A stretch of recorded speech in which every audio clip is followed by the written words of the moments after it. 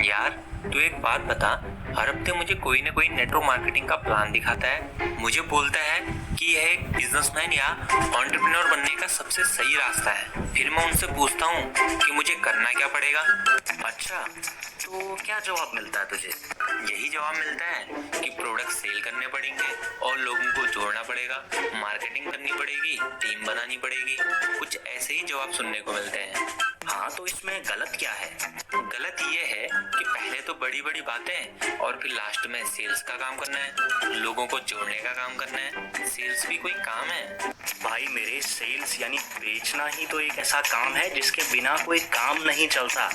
खैर, मैं समझ सकता हूँ कि तू इस तरह की बातें क्यों कर रहा है। अगर थोड़ी देर के लिए नेटवर्क मार्केटिंग को साइड कर दें और किसी भी काम में नजर डालें, तो हर कंपनी की बैकबोन सेल्स टीम ही होती है।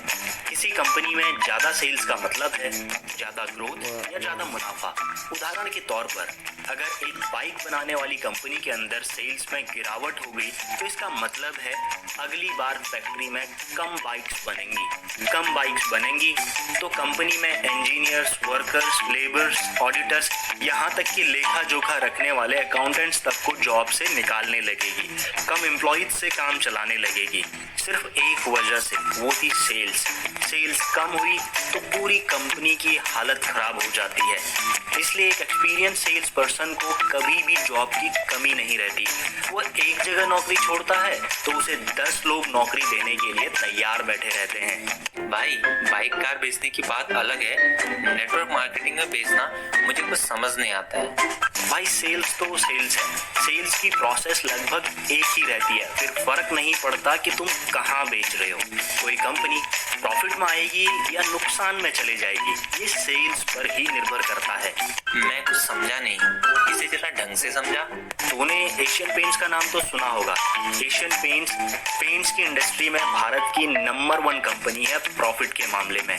लेकिन जो इस क्षेत्र की नॉलेज रखते हैं, उनसे तू पूछेगा कि क्वालिटी के हिसाब से एशियन पेंट्स बढ़िया है या कोई और पेंट, तो तुझे जवाब में अच्छे ब्रांड मिल जाएंगे जो गुणवत्ता में काफी अच्छे हैं। लेकिन एशियन पेंट्स के नंबर 1 होने का कारण है तेजी से होने वाली सेल्स और उनका डिस्ट्रीब्यूशन सिस्टम।